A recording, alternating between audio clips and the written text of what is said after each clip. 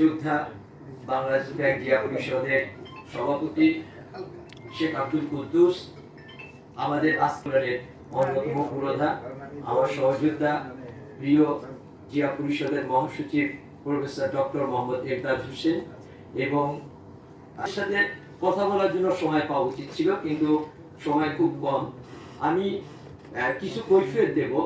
যেমন আমার এক ভাই বলেছেন, একজন বলেছেন যে জিয়াউর রহমানের উপরে অনেক বই লেখার দরকার ছিল, আসলে গবেষণা করা উচিত ছিল, কিন্তু সেই পরিবেশটা আমাদের ছিল না 2006-এর পর থেকে এবং পরবর্তীকালে 15 বছর। জিয়াউর রহমানকে অসম্ভব গালিগালাজ করা হয়েছে, জিয়াউর রহমানকে বলা হয়েছে পাকিস্তানের এজেন্ট, জিয়াউর রহমানের খেতাব বাতিল করার চেষ্টা করা হয়েছে। এই সমস্ত ষড়যন্ত্র এদেশের জনগণ আল্লাহর সাহায্যের মাধ্যমে রুখে দিয়েছে। আমরা একটা প্রবাদ বাক্য আছে, আল্লাহর মাই দুনিয়ার ভাই। আমরা যেভাবে নির্যাতিত হয়েছি, আপনারা অনেকে জানেন না যে যারা ব্যাংকের বাইরে যারা রাজনীতি করেছেন সক্রিয়ভাবে, তারা সবাই নির্যাতিত, কাউকে বাসায় থাকতে দেওয়া হয় না। তা অনেকের বিরুদ্ধে অসংখ্য মামলা আছে। তো এই জিনিসগুলা আমরা সংগ্রাম করেছি। একটা রাষ্ট্র স্বাধীন বাংলাদেশ, আবার একটা বাংলাদেশের জন্য যে বাংলাদেশের স্বপ্ন দেখিয়ে যে বাংলাদেশকে 3.5 বছরে শহীদ রাষ্ট্রনায়ক জিয়াউর রহমান উন্নয়নের শিখরে নিয়ে গিয়েছিলেন, এইটা ষড়যন্ত্র হয়েছে। আমি কিছু বিষয় যেটা মনে পড়বে সেইগুলি বলছি। যে জিয়া পরিষদের মেন কাজটা হলো জিয়াউর রহমানের উপরে গবেষণা করা। আপনারা অনেকে জানেন না, আমরা এই পর্যন্ত প্রায় 10টা বই প্রকাশ করেছি। তার মধ্যে একটা বই আছে 7ই নভেম্বর, উপরে প্রায় 400 পৃষ্ঠা।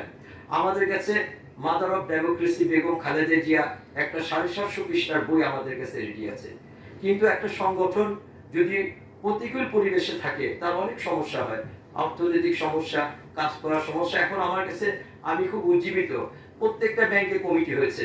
আমরা বিশ্বাস করি আপনারা এই গবেষণাগুলো করার জন্য আমাদেরকে সহযোগিতা করবেন, জিয়া পরিষদকে সহযোগিতা করবেন। আপনারা যদি সহযোগিতা করেন তাহলে আমরা অনেক প্রকাশনা করতে পারবো। আমি একটা কথা বলবো যে শেখ মুজিব এবং জিয়াউর রহমান যদি আপনি তুলনা করেন, দেখবেন শেখ মুজিব যেখান থেকে ব্যর্থ, জিয়াউর রহমান সেখান থেকে অসামান্য সফলতা জিয়াউর রহমান।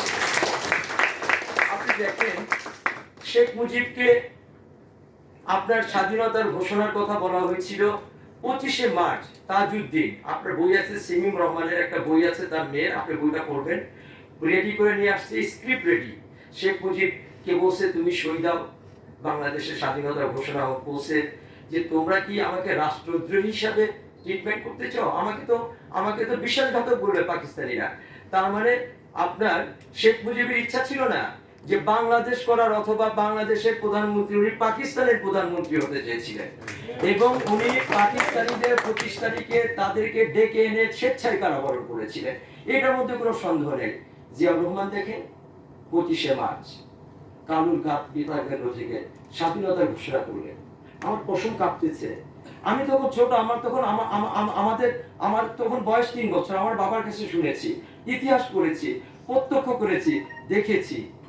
সেখানে জিয়াউর রহমান স্বাধীনতার ঘোষণা করলেন কালুরঘাট বেতার কেন্দ্র থেকে।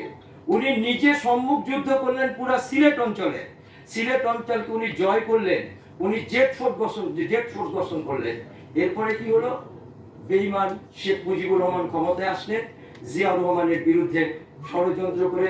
উনি সিনিয়র ছিলেন, কাকে করলেন সেনাপ্রধান, তার জুনিয়রকে করলেন, নামটা কি জানি, ওনার নাম শফিউল্লাহ।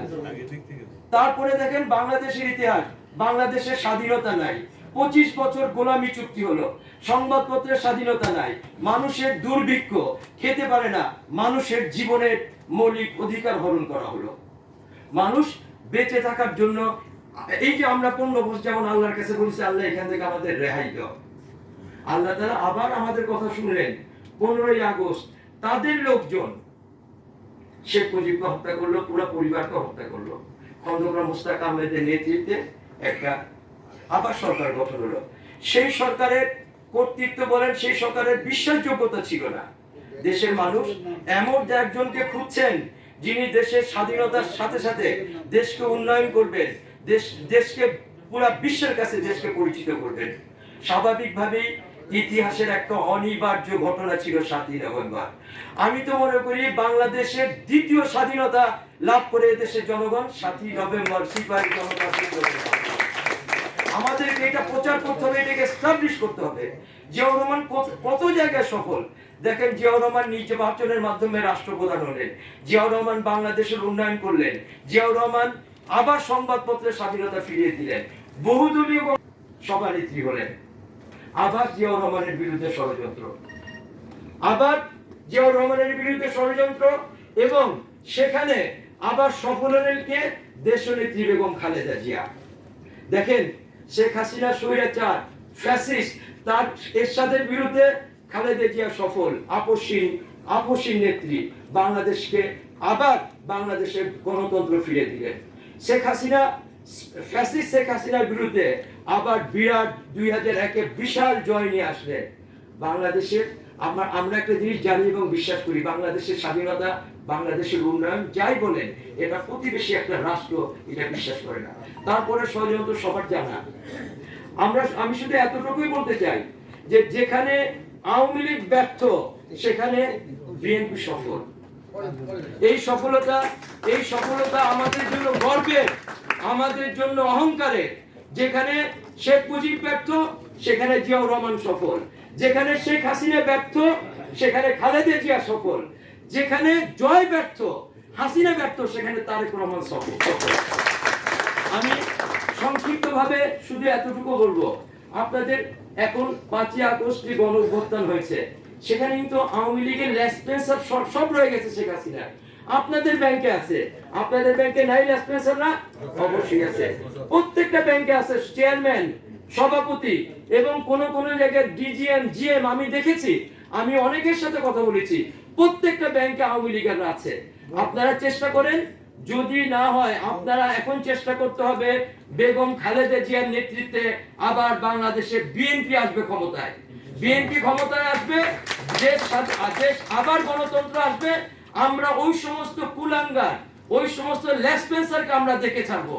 আমি বিশ্বাস করি একটা আওয়ামী লীগার যদি থাকে বাংলাদেশের ষড়যন্ত্র জন্য বাংলাদেশ বিপজ্জনক অবস্থায় থাকে। আমি বিশ্বাস করি এদেরকে যদি প্রতিরোধ না করা যায় তাহলে আমরা আবার ব্যর্থ হয়ে যাব। সকলের কাছে আমার উদাত্ত আহ্বান থাকবে, যে যেখানে থাকেন যেভাবে পারি আগামী নির্বাচন ঘোষণা হবে এবং আমরা একত্রিতভাবে আমরা আমাদের দেশনেত্রী বলেন, তারেক জিয়া বলেন, এই দেশনেত্রী এবং তারেক জিয়ার নেতৃত্বে বাংলাদেশে বিএনপি আবার ক্ষমতায় আসবে, আবার সুশাসন প্রতিষ্ঠা হবে, আবার গণতন্ত্র প্রতিষ্ঠা হবে এবং আবার বাংলাদেশ উন্নয়নের শিখরে যাবে। সবাইকে ধন্যবাদ। বাংলাদেশ জিন্দাবাদ।